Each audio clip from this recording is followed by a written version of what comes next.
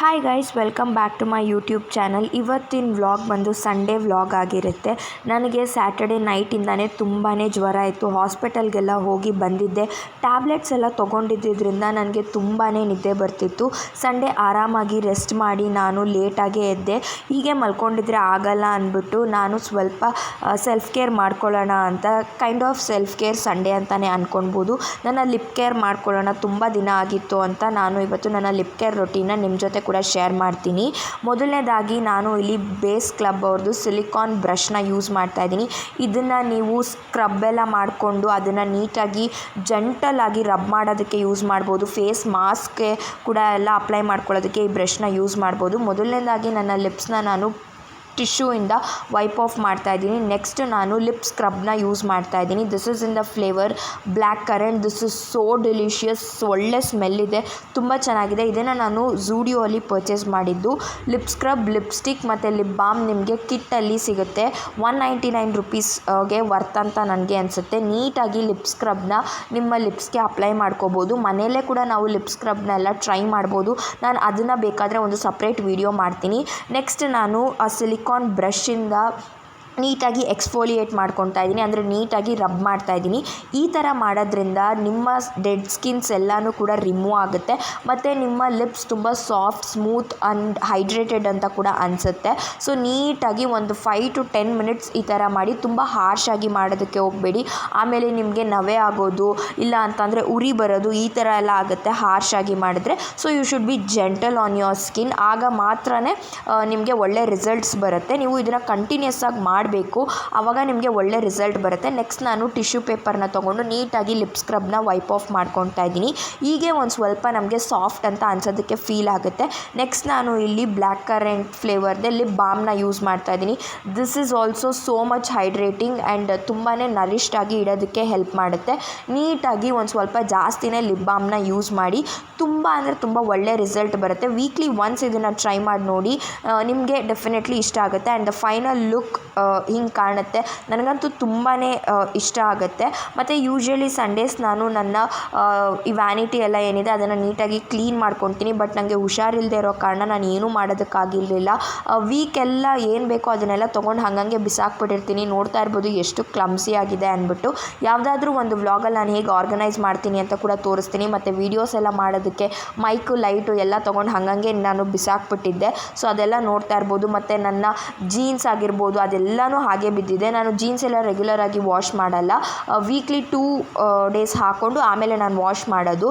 ಬಟ್ಟೆಗಳು ಅಷ್ಟೇ ಅರ್ಜೆಂಟಾಗಿ ಎಲ್ಲ ತೊಗೊಂಡ್ಬಿಟ್ಟಿರ್ತೀನಿ. ನಾನು ಸಂಡೇಸ್ ಯೂಶ್ವಲಿ ಕ್ಲೀನ್ ಮಾಡ್ಕೊತೀನಿ, ಬಟ್ ಕ್ಲೀನ್ ಮಾಡೋದಕ್ಕಾಗಿರಲಿಲ್ಲ due to fever and health conditions. ತುಂಬಾ ಹುಷಾರಿರಲಿಲ್ಲ ನನಗೆ. ಗಂಟ್ಲು ನೋವು, ತಲೆ ಭಾರ, ಏನೂ ನುಂಗೋದಕ್ಕಾಗ್ತಾ ಇರಲಿಲ್ಲ. ಸೊ ಲೈಫಲ್ಲಿ ಇದೆಲ್ಲ ಕಾಮನ್, ಬಟ್ ನಾವು ಅದನ್ನು ಹೇಗೆ ಫೇಸ್ ಮಾಡ್ತೀವಿ ಅನ್ನೋದು ತುಂಬಾ ಇಂಪಾರ್ಟೆಂಟ್ ಆಗುತ್ತೆ. ನೋಡ್ತಾ ಇರ್ಬೋದು ನನ್ನ ಜೀನ್ಸ್ ಎಲ್ಲ ಹೇಗೆ ಬಿದ್ದಿದೆ ಅಂದ್ಬಿಟ್ಟು.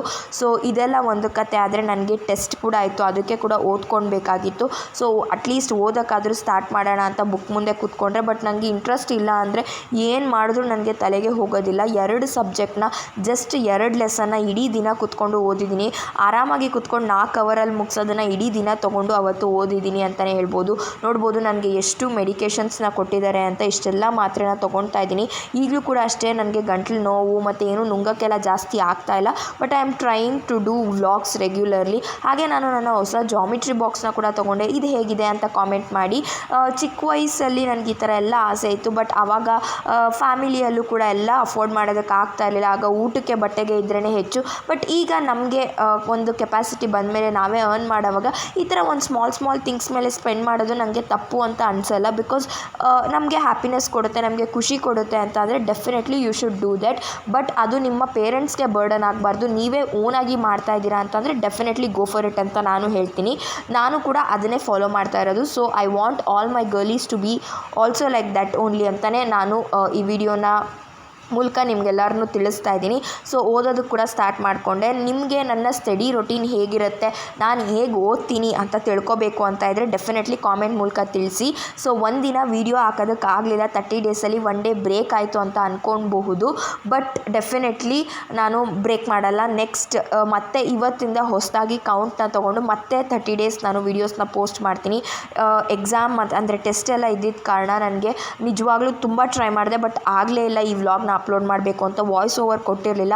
ಸೊ ಆ ಕಾರಣದಿಂದ ಅಪ್ಲೋಡ್ ಮಾಡೋದಕ್ಕೆ ಆಗಲಿಲ್ಲ. I will definitely make sure from today 30 days challenge ತೊಗೊಳ್ಳೋಣ. ನೀವು ಕೂಡ ಇದರಲ್ಲಿ ಈ ಜರ್ನಿಯಲ್ಲಿ ಭಾಗಿಯಾಗಬೇಕು ಅಂತ ಅಂದರೆ please make sure you subscribe to my channel and click the bell icon so that ನಾನು ಯಾವುದೇ ವೀಡಿಯೋ ಹಾಕಿದ್ರೆ ನಿಮಗೆ ವೀಡಿಯೋ ನೋಟಿಫಿಕೇಷನ್ ಫಸ್ಟ್ ಬರುತ್ತೆ. ಸೊ ದಟ್ ನೀವು ನನ್ನ ಎಲ್ಲ ವೀಡಿಯೋಸ್ನು ನೋಡ್ಬೋದು. ಹಾಗೆ ನಿಮಗೆ ಯಾವ ವೀಡಿಯೋಸ್ನ ನೋಡೋದಕ್ಕೆ ಇಷ್ಟ ಆಗುತ್ತೆ ಅಂತ ಕೂಡ ಕಾಮೆಂಟ್ ಮೂಲಕ ತಿಳಿಸೋದನ್ನ ಮರಿಬೇಡಿ. Get ready with me videos ಎಲ್ಲ ಬೇಕಾ ನಿಮಗೆ ಲಾಂಗ್ ಫಾರ್ಮ್ಯಾಟಲ್ಲಿ ಅಂತ ತಿಳಿಸಿ. ಸೊ ನಾನು ಟೈಮ್ ಲ್ಯಾಪ್ಸ್ಗೆ ಹಾಕಿಟ್ಟಿದ್ದೆ ಅಂತ ಅಂದ್ಕೊಂಡೆ, ಬಟ್ ಟೈಮ್ ಲ್ಯಾಪ್ಸ್ಗೆ ಹಾಕಿರಲಿಲ್ಲ. ಸೊ ಹಾಗೆ ಆ ಕ್ಲಿಪ್ಪಿಂಗ್ನ ಕೂಡ ಆ್ಯಡ್ ಮಾಡಿದ್ದೀನಿ ಇಲ್ಲಿ. ನಾನು ಸುಮ್ಮನೆ ನನ್ನ ಪಾಡಕ್ಕೆ ಕ್ಯಾಮ್ರಾ ಇಟ್ಬಿಟ್ಟು ಓದ್ಕೊಳ್ತಾ ಇದ್ದೆ, nothing fancy and all. So ನಾನು ಯೂಶ್ವಲಿ ಏನು ಟಿ ವಿ ಸೌಂಡು ನನಗೆ ಈ ಥರ ಏನೂ ಇರಬಾರ್ದು. ಓದ್ಕೊಳ್ಬೇಕಾದ್ರೆ ಸೈಲೆಂಟಾಗಿರಬೇಕು. ನನಗೆ ಬೇರೆ ಸೌಂಡು ಮಾತಾಡ್ಸೋದು ಹಿಂಗೆಲ್ಲ ಇದ್ದರೆ ಬೇಗ ಡಿಸ್ಟ್ರ್ಯಾಕ್ಟ್ ಆಗಿಬಿಡ್ತೀನಿ ನಾನು. ಕೆಲವೊಬ್ಬರು ಒಂದೊಂದು ಥರ, ಒಬ್ಬರು ಎಷ್ಟೇ ಸೌಂಡ್ ಇದ್ದರೂ ಚೆನ್ನಾಗಿ ಓದ್ಕೊಳ್ತಾರೆ, ಒಬ್ರಿಗೆ ಮಾತಾಡ್ಸಿದ್ರೆ ಏನೂ ಪ್ರಾಬ್ಲಮ್ ಆಗೋಲ್ಲ. ಬಟ್ ನನಗೆ ಜೋರಾಗಿ ಓದಬೇಕು. ಜೋರಾಗಿ ಓದಿಲ್ಲ ಅಂದರೆ ಮರ್ತೋಗ್ತೀನಿ. ಆವತ್ತು ಸಂಡೇ ಆಗಿದ್ದರಿಂದ ಶ್ರಾವಣ ಎಲ್ಲ ಮುಗ್ದಿತ್ತು. ನಮ್ಮ ಮನೆಯಲ್ಲಿ ಚಿಕನ್ ಫ್ರೈ ಮತ್ತು ಮುದ್ದೆ ಕೂಡ ಮಾಡಿದರು. ಹೊಟ್ಟೆ ತುಂಬ ಊಟ ಕೂಡ ಮಾಡಿದೆ. ಆಮೇಲೆ ಇದು ನೆಕ್ಸ್ಟ್ ಡೇ ಬೆಳಗ್ಗೆನೇ ಎದ್ದು ಮತ್ತೆ ರಿವಿಷನ್ನ ಮಾಡ್ಕೊತಾ ಇದ್ದೆ. ಸೊ ಈಸಿ ಸಬ್ಜೆಕ್ಟ್ ಆಗಿರೋದ್ರಿಂದ ನಾನು ಅರೌಂಡ್ 6 o'clockಗೆ ಎದ್ದೆ. ಐ ಯೂಶ್ವಲಿ ಯಾವ ಸಬ್ಜೆಕ್ಟ್ ಇದೆ ಅನ್ನೋದ್ರ ಮೇಲೆ ನಾನು ಬೇಗ ಎದ್ದೇಳಬೇಕಾ ಬೇಗ ಎದ್ದೇಳಬಾರ್ದಾ ಅಂತ ನೈಟೇ ಡಿಸೈಡ್ ಮಾಡಿಕೊಂಡು ಮಲ್ಕೊಳ್ತೀನಿ. ಈಸಿ ಸಬ್ಜೆಕ್ಟ್ ಇದ್ದರೆ ಲೇಟಾಗಿ ಹೇಳ್ತೀನಿ, ಒಂಚೂರು ಡಿಫಿಕಲ್ಟ್ ಇದ್ದರೆ ಒಂದು 5 o'clock ಹಾಗೆ ಎದ್ದು ಓದ್ತೀನಿ. ನೈಟು ನನಗೆ ಜಾಸ್ತಿ ಹೊತ್ತು ಎದ್ದಿರೋದಕ್ಕೂ ಆಗೋಲ್ಲ, ಬೆಳಗ್ಗೆ ನಂಗೆ ಬೇಗ ಎದ್ದೇಳೋಕ್ಕೂ ಆಗೋಲ್ಲ. ನನಗೆ ಯಾರಾದರೂ ನೀನು ನೈಟ್ ಅವಲ ಮಾರ್ನಿಂಗ್ ಬರ್ಡಾ ಅರ್ಲಿ ಬರ್ಡಾ ಅಂತ ಕೇಳಿದ್ರೆ ನಂಗೆ ಏನು ಹೇಳಬೇಕು ಅಂತಲೇ ಗೊತ್ತಾಗಲ್ಲ. ಬಿಕಾಸ್ ನನಗೆ ಒಟ್ಟಿನಲ್ಲಿ ಕಣ್ತುಂಬ ನಿದ್ದೆ ಮಾಡಬೇಕು, ಲೇಟಾಗಿ ಹೇಳಬೇಕು, ನಂದು ಈ ಥರ ಪಾಲಿಸಿ. ಸೊ ನೀವು ಯಾವ ಥರ ಅಂತ ಕಾಮೆಂಟ್ ಮೂಲಕ ತಿಳಿಸೋದನ್ನು ಮರಿಬೇಡಿ. ಇನ್ಮೇಲೆ 30 ಡೇಸ್ 30 ವೀಡಿಯೋಸ್ ಮತ್ತೆ ಸ್ಟಾರ್ಟ್ ಮಾಡೋಣ. ಮತ್ತೆ ರೆಗ್ಯುಲರ್ ಆಗಿ ಪೋಸ್ಟ್ ಮಾಡ್ತೀನಿ, ಅಪ್ಲೋಡ್ ಮಾಡ್ತೀನಿ. ಹಾಗೆ ನನ್ನ ಇನ್ಸ್ಟಾಗ್ರಾಮಲ್ಲಿ ನೀವೇನಾದರೂ ಫಾಲೋ ಮಾಡ್ತಾ ಇಲ್ಲ ಅಂತಂದರೆ ಡಿಸ್ಕ್ರಿಪ್ಷನ್ ಬಾಕ್ಸಲ್ಲಿ ಲಿಂಕ್ನ ಮೆನ್ಷನ್ ಮಾಡಿರ್ತೀನಿ. ನನ್ನ ಇನ್ಸ್ಟಾಗ್ರಾಮಲ್ಲಿ ಫಾಲೋ ಮಾಡೋದನ್ನು ಮರಿಬೇಡಿ. ಹಾಗೆ ನೀವೇನಾದರೂ ನಂತರ ರಫ್ ಫೇಸಲ್ಲಿ ಅಂದರೆ ಫೀವರ್ ಈ ಥರ ಎಲ್ಲ ಟಯರ್ಡ್ನೆಸ್ಸಿಂದ ಸಫರ್ ಆಗ್ತಾ ಇದ್ದರೆ ಡೋಂಟ್ ವರಿ, ಅದೆಲ್ಲ ಟೆಂಪರ್ವರಿ, ಯಾವುದು ಕೂಡ ಪರ್ಮನೆಂಟ್ ಅಲ್ಲ. ಎಲ್ಲ ಪ್ರಾಬ್ಲಮ್ಸ್ಗೂ ಸೊಲ್ಯೂಷನ್ ಇದ್ದೇ ಇರುತ್ತೆ. ನನಗೂ ಕೂಡ ಇದೆಲ್ಲ ಪ್ರಾಬ್ಲಮ್ಸಿಗೆ ಸಫರ್ ಆಗ್ತಾ ಇದ್ದೀನಿ, but I know it is temporary, ಇದು ಯಾವುದು ಶಾಶ್ವತ ಅಲ್ಲ ಅಂದ್ಬಿಟ್ಟು. So everything will be fine. Take care, bye.